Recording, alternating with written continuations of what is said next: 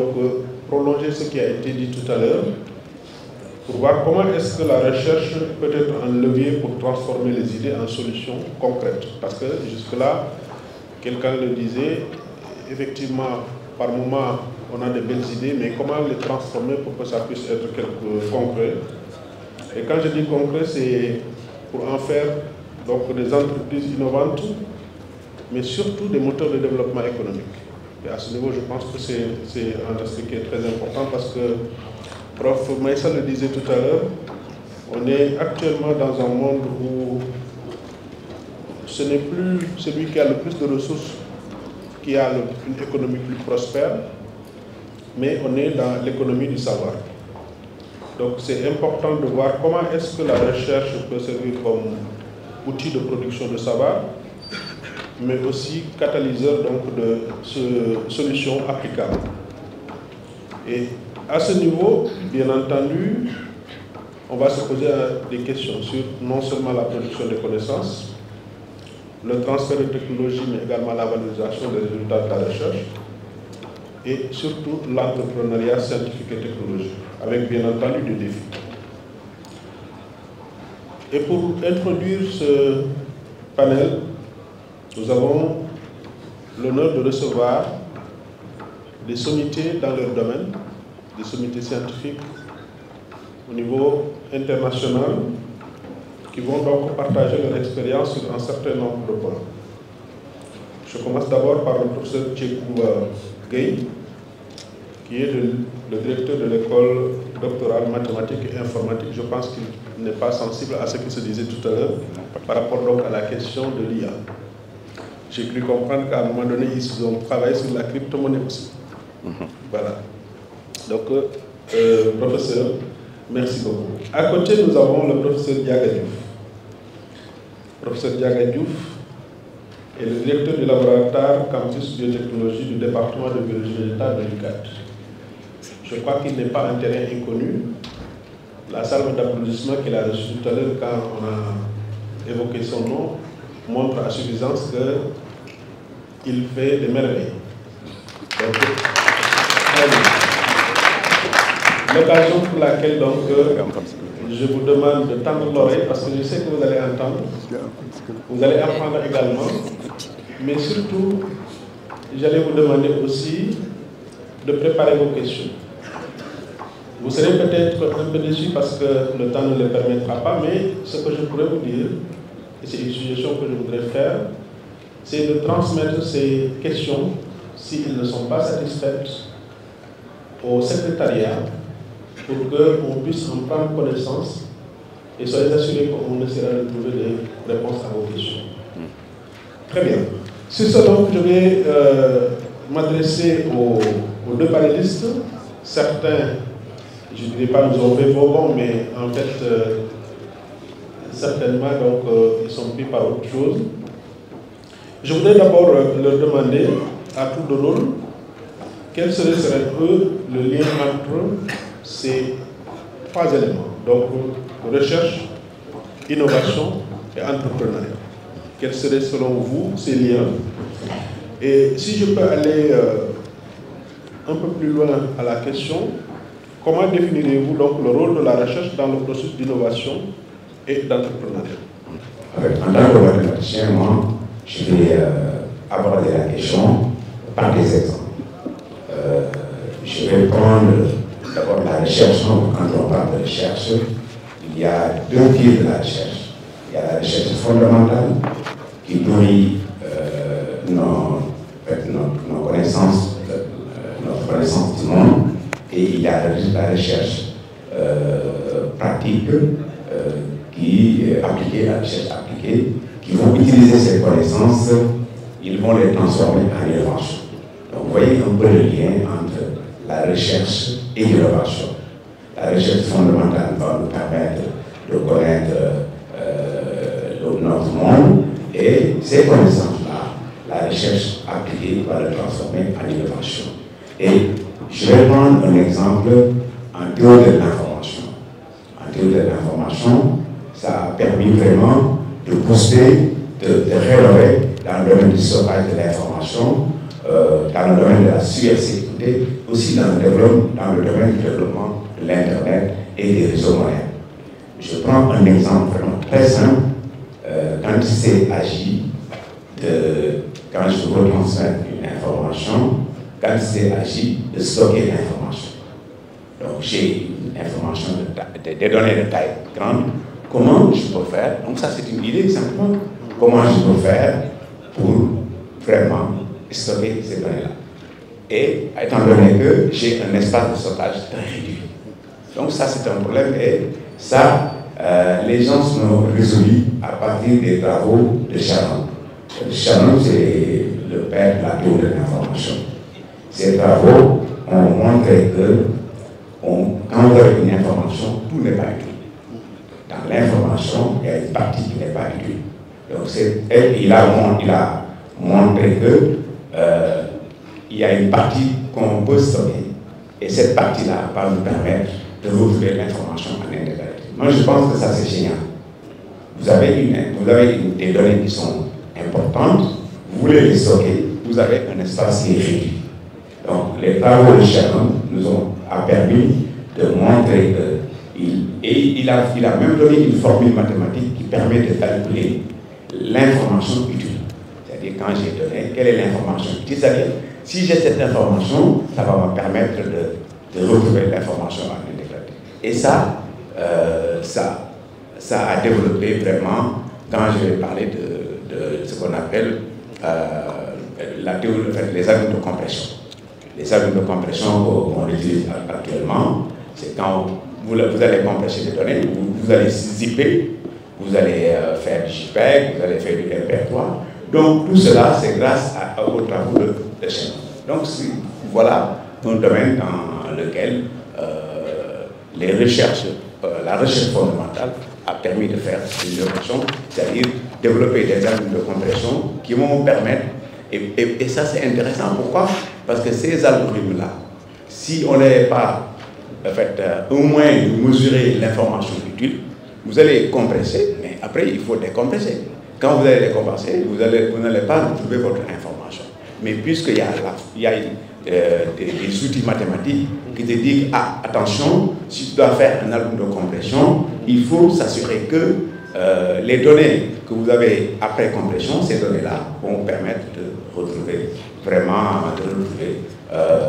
l'information utile. » Et ça, je peux vraiment continuer avec des exemples. Quand vous prenez la cryptographie, qui permet de sécuriser un peu les communications, de sécuriser les communications. La cryptographie aussi, on parle de chiffrement parfait. Ça veut dire quoi? Ça veut dire que, parce que quand vous faites la cryptographie, vous cherchez 3 choses ou 4. Vous cherchez d'abord la confidentialité, vous cherchez l'authentification, vous cherchez l'intégrité des données, vous cherchez la non-réputation.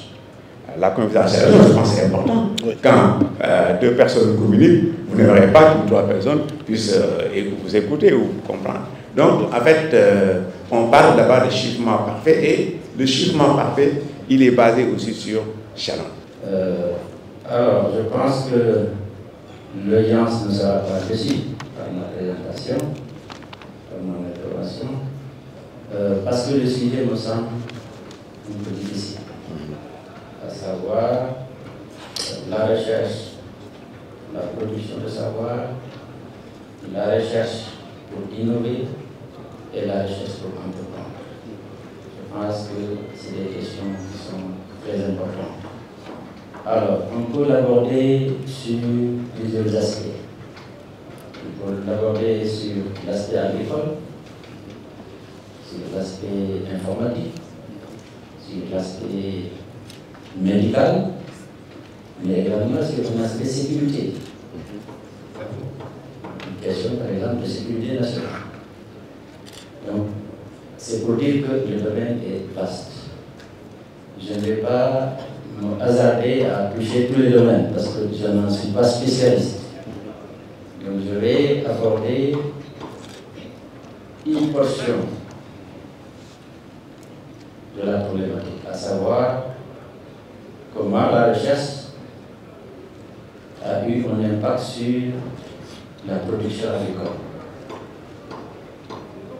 Alors, pour aborder cela, je vais donner donc un exemple qui date de 1895, avec la découverte des radiations. Alors, la découverte des radiations, vous voyez que c'est un problème fondamental. On peut dire, ça sert à quoi de découvrir les radiations et l'utilité. Mais ça a permis, en 1901, de découvrir la mutation chez les plantes. Alors, en découvrant la mutation chez les plantes, et on a poussé loin pour aller en 1936 découvrir en fait que les radiations qui étaient découvertes en 1895 étaient applicables aux plantes pour tenir les mutations. Alors, muter une plante, ça sert à quoi? On peut se poser la question.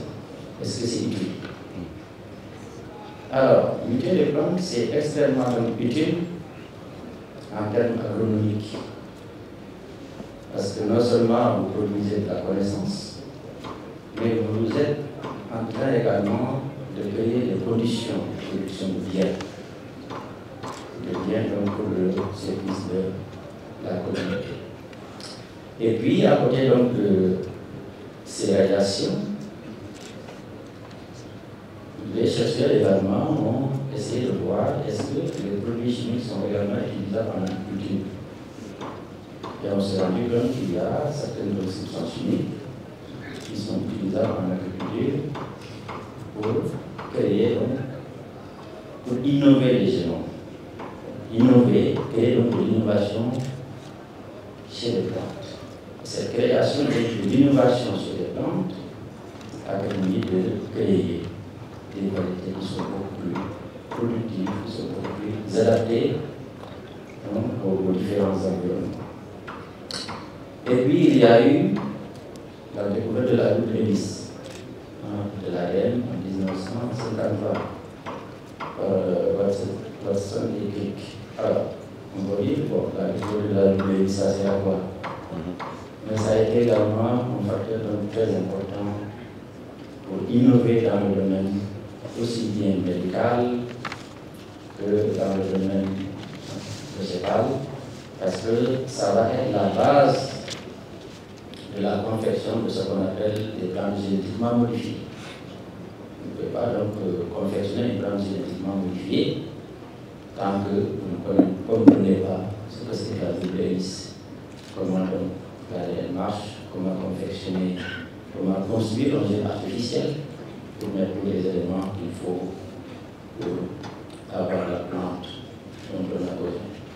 Et puis on a, donc à partir de 1983, donc c'était le début de la confection des plantes génétiquement modifiées. Et puis vers les années 2000, c'était le séquençage du génome de plantes. Alors ça également, donc ça, du point de vue de recherche fondamentale, c'est extrêmement important parce que on met en évidence toutes les potentialités génétiques de la plante et il reste maintenant l'exploitation. Et c'est là où le thème qui a été donc développé tout à l'heure, à savoir l'IA, là, donc ça va avoir un impact très important parce que les gens séquencent des génomes et après il y a l'exploitation. Donc on a énormément de données. À l'heure actuelle, le plan dont les génomes sont séquencés, il reste maintenant l'exploitation. Alors l'exploitation, bien entendu, on va nécessiter l'utilisation de l'intelligence artificielle. Quelles sont les informations qui sont cachées au niveau des génomes pour permettre d'avoir une plante qui est beaucoup plus performante, une plante qui est mieux adaptée. Je me permets d'insister parce que ce que vous dites là est très important parce que vous touchez du doigt, mais ça me permet d'insister sur la question, à votre avis, quels sont les obstacles justement qui empêchent justement d'aller vers cette valorisation? Alors, les les obstacles qui s'opposent donc à cette valorisation, par exemple la valorisation de tout ce qu'on a identifié en termes de génome. Alors, les obstacles, il y a des obstacles techniques, mais il y a aussi des obstacles en termes de ressources humaines. Donc, il faut développer donc les ressources humaines. Les obstacles techniques, c'est les laboratoires, c'est les équipements. Dans certaines situations, c'est des obstacles juridiques.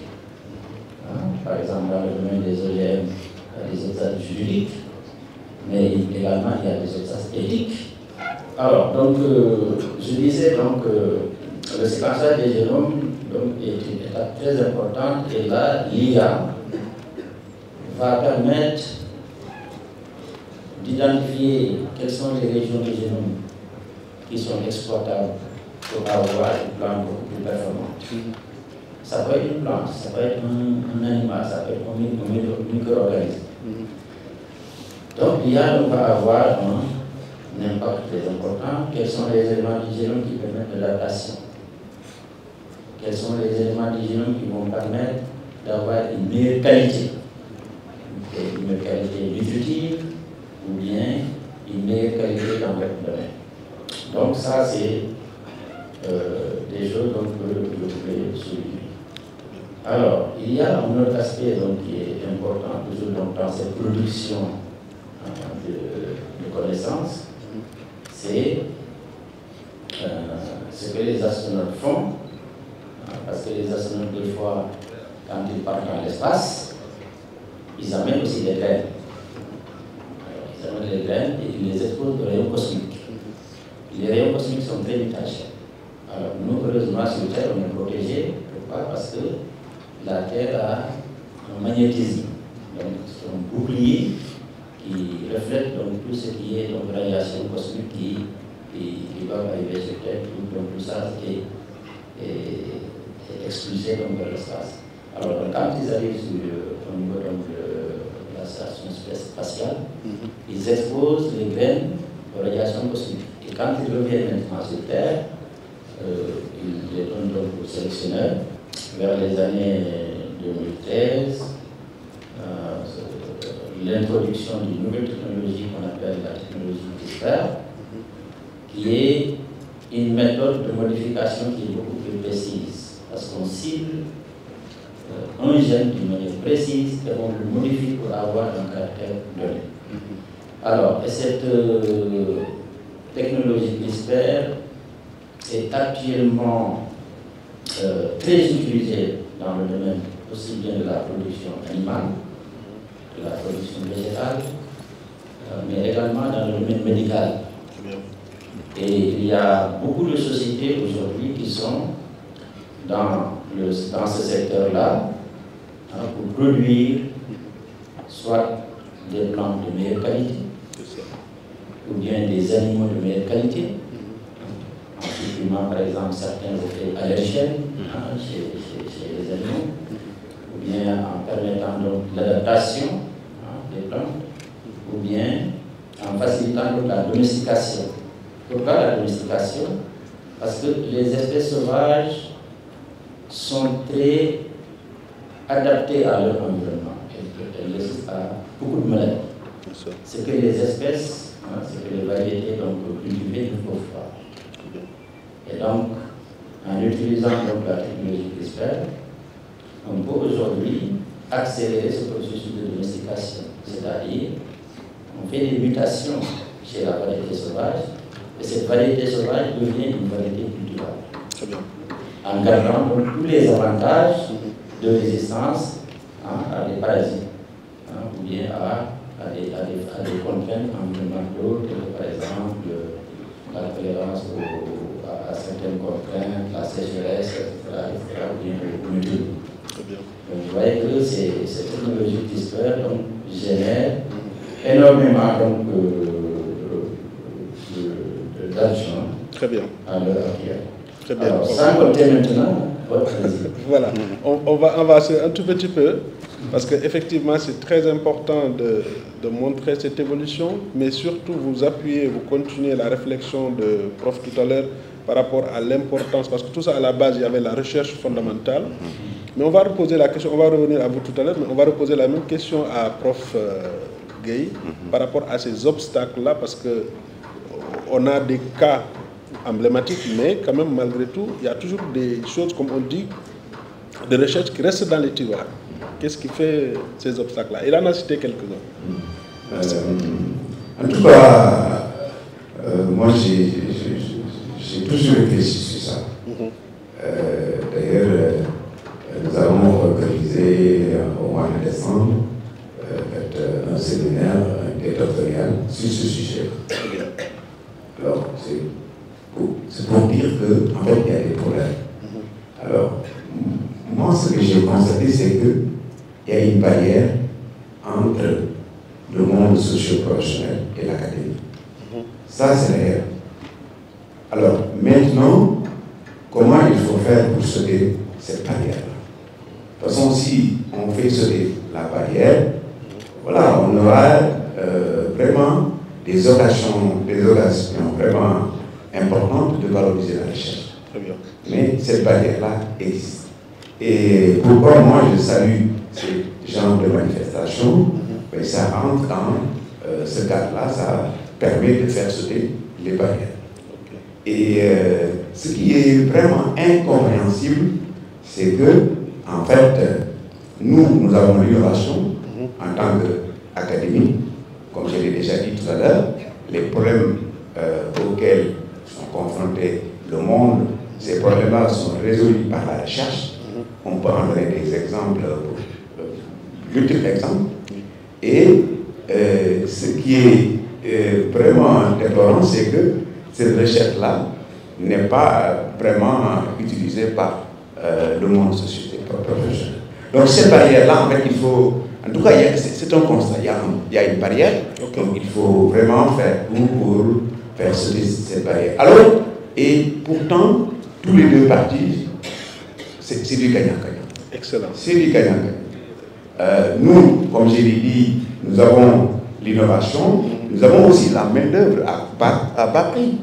Parce que ce qui est sûr, avec les étudiants, si une entreprise est d'ailleurs, moi j'ai une idée là-dessus, c'est par exemple pour financer la recherche, d'instaurer ce qu'on appelle une taxe de l'apprentissage. Très bien, on va revenir sur la question de financement, c'est le troisième thème qu'on va aborder. Alors, donc, c'est vraiment dommage parce que l'entreprise, comme je l'ai dit, nous avons la main-d'œuvre. L'entreprise, il a des compétences professionnelles et technologiques. Donc, vraiment, je pense que... Si vous permettez, c'est là où je voudrais peut-être dans le deuxième thème, parce que le deuxième thème, je voudrais qu'on aborde quand même cette question de valorisation et de transfert de technologie que vous avez commencé à aborder.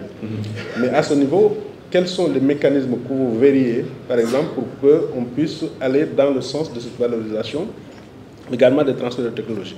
Que ce soit en interne, moi j'ai une idée, par exemple les incubateurs ou autres, mais qu'est-ce que vous verriez, par exemple, pour aller dans ce sens-là? En tout cas, moi, ce que je vais proposer, c'est surtout le renforcement du partenariat entre le monde socio-professionnel et l'université. Parce qu'en fait, c'est ça qui nous manque. Et ensuite aussi, il faut que les universitaires soient plus agressifs. Parce qu'en fait, nous, on est là, voilà, dans notre, voilà, en fait, si je peux expliquer, dans notre salon, et on est confortable là-bas, mais il faut sortir dans voilà, il faut qu'on soit plus agressif. Agressif dans le sens positif. Dans le sens du terme. C'est-à-dire, moi, à mon avis, parce que nous ne sommes pas des mondes de la communication. Donc, je pense que ce serait important parce que aussi, il faut savoir se vendre. C'est ça. En tout cas, ça, c'est un des points faibles de la recherche en fait, pour pouvoir la valoriser. C'est-à-dire qu'il faut qu'on trouve des moyens pour se vendre mieux parce qu'en fait, et puis, ça fait partie des missions de l'université, service à la société. Oui. Donc ça, c'est des choses sur lesquelles vraiment, moi, en tant que chercheur, j'interpelle tout le monde. C'est-à-dire qu'il faut vraiment qu'on soit plus agressif, qu'on va vers les autres, parce qu'eux, bon, ils croient qu'ils n'ont pas... En fait, je ne voulais pas être long. Par exemple, actuellement, il y a un bouleversement qui va se tenir sur la cybersécurité. Les méthodes pour sécuriser les communications actuelles est basée sur ce qu'on appelle la théorie des nombres. Mais avec l'avènement de la machine quantique, il y a une machine quantique qui fait des calculs très rapides. Parce que là, il est basé sur la physique quantique. Or, les machines ordinaires actuellement que nous avons, ils sont basées sur la physique moderne. En fait, la physique nous dit qu'il y a deux états. Il y a 0 ou 1. On ne peut pas avoir simultanément 0 et 1 à la fois. Ce n'est pas le cas pour la physique quantique. Donc, il y a des machines quantiques qui vont casser rapidement la sécurité d'aujourd'hui. Donc, voilà. Et il y en a qui croient qu'il faut attendre l'apparition de la machine quantique pour faire de la cryptographie post-quantique. Mais c'est faux. La cryptographie post-quantique peut bien marcher sur nos machines classiques. Donc, il fallait avoir un système parallèle. D'accord, avoir la physique, la cryptographie post-quantique et qu'on va implémenter sur les machines, de telle sorte que quand la machine quantique est domestiquée, mais on n'aura plus de problème avec nos entreprises. C'est vraiment une révolution qui va se passer avec cette machine quantique-là. Très bien. En fait, si je comprends très bien, et c'est là où je voudrais peut-être que vous donniez le micro au prof Diaga, il faudrait qu'on soit plus agressif, c'est-à-dire qu'on aille montrer ce que nous sommes en train de faire, donc qu'on améliore la communication. Et sur ce point, professeur Diouf, ce que vous nous avez expliqué tout à l'heure avec Genome Editing, tout ce qui est CRISPR, mais également tout ce qui est mutation, si vous deviez en parler donc de manière, on va dire, triviale, comment vous verriez par exemple cela? Ou bien, est-ce que vous partagez cette idée-là qu'effectivement c'est parce qu'on n'est pas très agressif, on n'est pas communicatif, qu'on n'arrive pas à faire ce transfert-là? Ou bien si vous avez d'autres idées par rapport à comment transférer, on est encore à votre écoute sur cette question. Merci, professeur. Alors, je suis parfaitement d'accord avec ce que le professeur Gueye dit, à savoir que nous, universitaires, on manque d'agressivité. Alors, on doit donc être beaucoup plus agressif, mais j'ajouterai que dans la conception des projets de recherche, il faut qu'on intègre les partenaires. Je vous dis quoi? Moi, par exemple, qui suis dans le domaine végétal, si je veux développer une nouvelle variété, qu'est-ce que je dois faire? Je dois aller d'abord voir les producteurs pour leur demander quel est le problème. Qu'est-ce que vous avez comme problème? C'est ça. Est-ce que c'est un problème de maladie, d'insectes, ou bien c'est un problème de sécheresse, ou bien c'est un problème de salinité? En fait, pourquoi il faut aller donc vers les utilisateurs finaux? C'est pour que quand vous développez votre produit, que ces utilisateurs finaux se sentent impliqués, mais également soient intéressés par ce que vous avez fait. Alors, ça ne vous empêche pas de faire votre recherche fondamentale derrière. Parce que si quelqu'un vous dit, par exemple, moi je veux une plante résistante à la sécheresse, mangrove. Alors, donc je viens dans mon laboratoire, je développe la plante qui est tolérante au mangrove. Alors, je vais satisfaire deux conditions. La première condition, c'est que l'utilisateur final a son produit. Et moi, en tant qu'universitaire, ce qui m'intéresse, c'est quels sont les mécanismes génétiques qui ont permis à la plante de résister. Et donc, dans mon laboratoire, je vais produire des connaissances qui vont me permettre de répondre à ce questionnement scientifique. Et deuxièmement, j'ai produit la plante qui permet de satisfaire donc les besoins de l'utilisateur. Donc je pense qu'il faut faire une synergie entre le producteur final et le concepteur donc, du projet de recherche. Et je pense donc qu'on doit beaucoup plus travailler dans ce sens, sans compter maintenant le développement des incubateurs. Très bien. Très bien. Oui, vous avez cité donc comment améliorer, vous avez parlé de l'amélioration des liens entre les chercheurs et les utilisateurs. Et dans les utilisateurs finaux, j'inclus les entrepreneurs. Maintenant, à votre niveau, parce qu'on est à l'université et semble-t-il c'est le moyen faible. Comment est-ce que vous verriez, par exemple, dans la politique de l'université, des mécanismes qui permettraient d'améliorer ce lien entre la recherche, donc les chercheurs, les entrepreneurs et surtout les investisseurs? Est-ce que vous avez parlé tout à l'heure de projets, mais parfois les projets, je pensais le directeur général, l'ancien directeur général de la recherche et de l'innovation qui en parlait la dernière fois, on n'est pas souverain par rapport au financement. Comment est-ce que vous verriez, par exemple, quel mécanisme pour améliorer ces liens, chercheurs, entrepreneurs et investisseurs? Merci, professeur. Je pense que sur ce point-là aussi, il faut que les entrepreneurs croient à la recherche, mais également croient à l'expertise nationale. Je vous donne un seul exemple. Alors, il y a un producteur de bananes qui est basé à Tamba, qui était venu donc à notre laboratoire pour voir quelle est la possibilité qu'on lui produise des plants de bananes. Parce qu'eux, ils vont importer donc les plants de bananes au Maroc. Alors, nous, on lui a dit, c'est tout à fait faisable. On lui a donné l'exemple des plantations de bananes qui étaient à Konda. Que ces plantations de bananes étaient produites par le monsieur que vous voyez là, assis là. C'est lui qui a produit ces micro-plants de bananes et ça a été donc planté à Konda. Alors, mais malheureusement, la personne n'est pas revenue parce que je pense que c'est ce que je viens de dire. Il y a un problème de confiance vis-à-vis de l'expertise locale. Alors, le deuxième exemple que je vais donner, c'est la production de semences de pommes de terre. Vous voyez que la pomme de terre, les gens importent les semences. Et quand vous cultivez, donc, il y a beaucoup d'attaques. Donc les gens continuent à attaquer.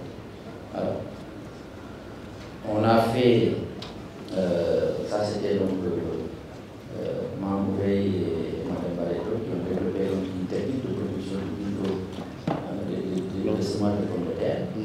Alors, la technique est faisable, ils ont produit, ils ont montré aux producteurs, mais quand on a voulu donc passer à l'étape de production de masse, alors ils ont dit qu'il faut organiser un séminaire, on peut les inviter, ils nous disent combien il faut nous payer.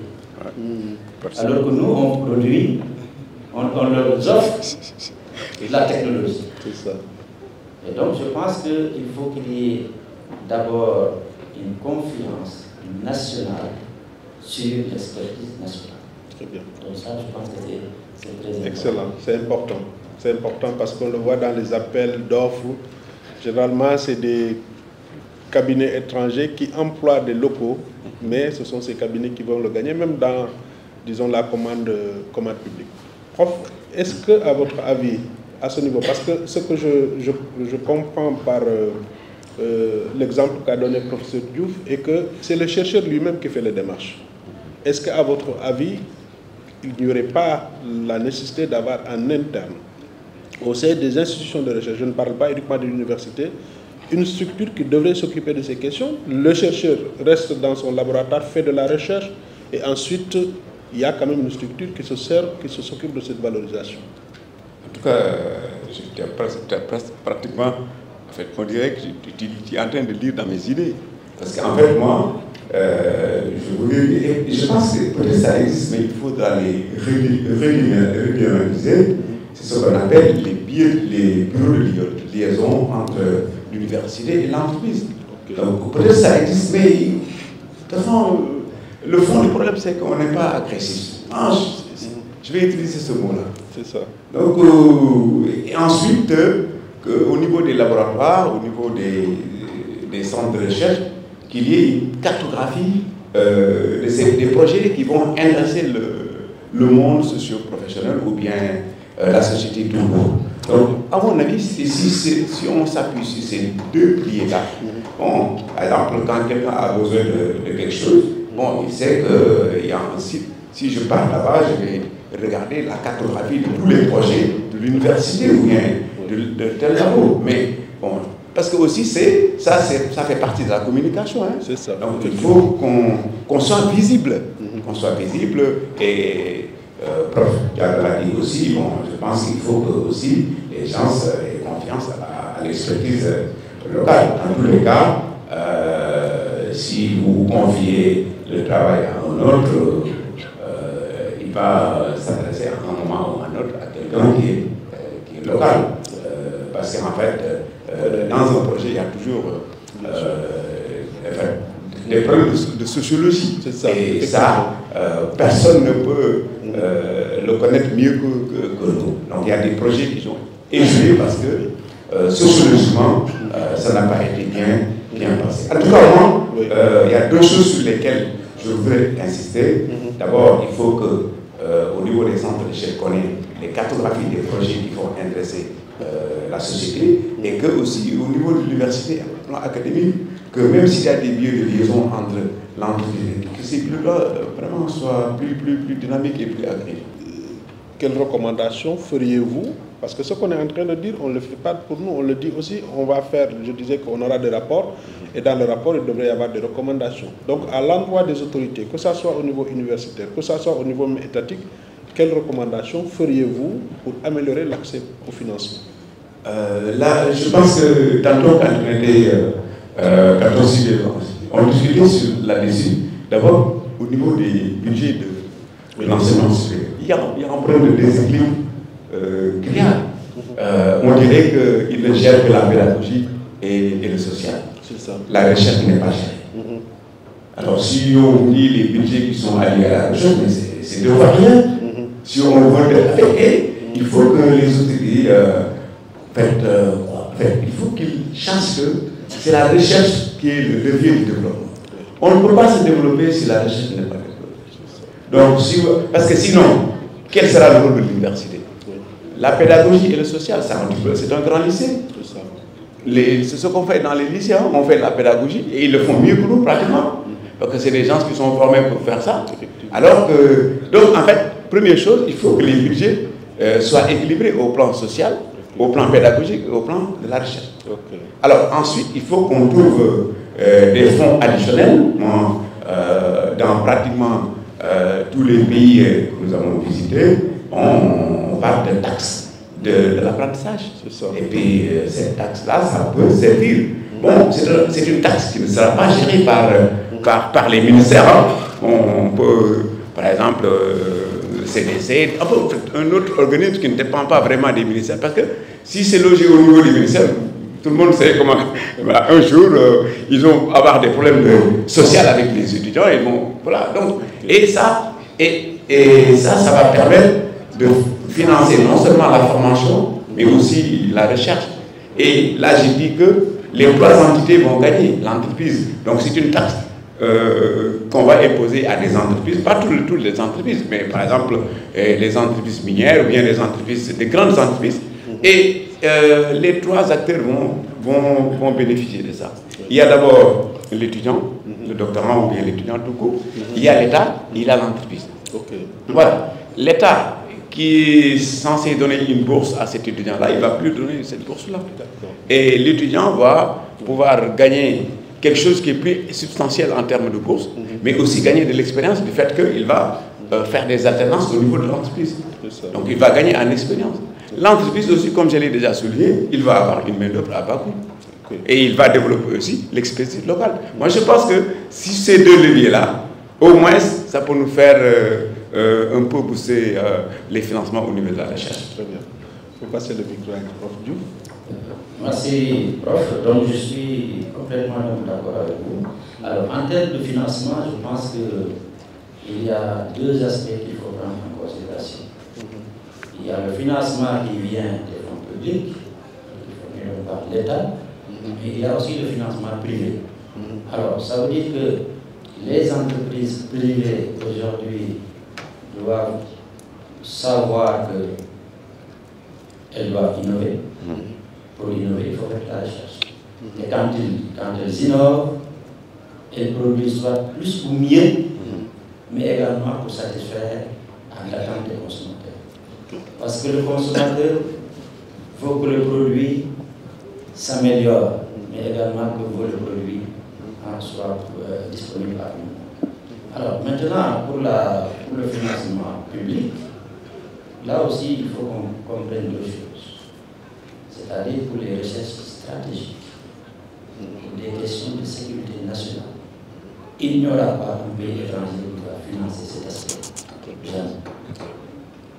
Aucun pays ne va vous aider à avoir ne va pas vous financer pour que vous ayez l'arme atomique. Aucun pays ne va le faire.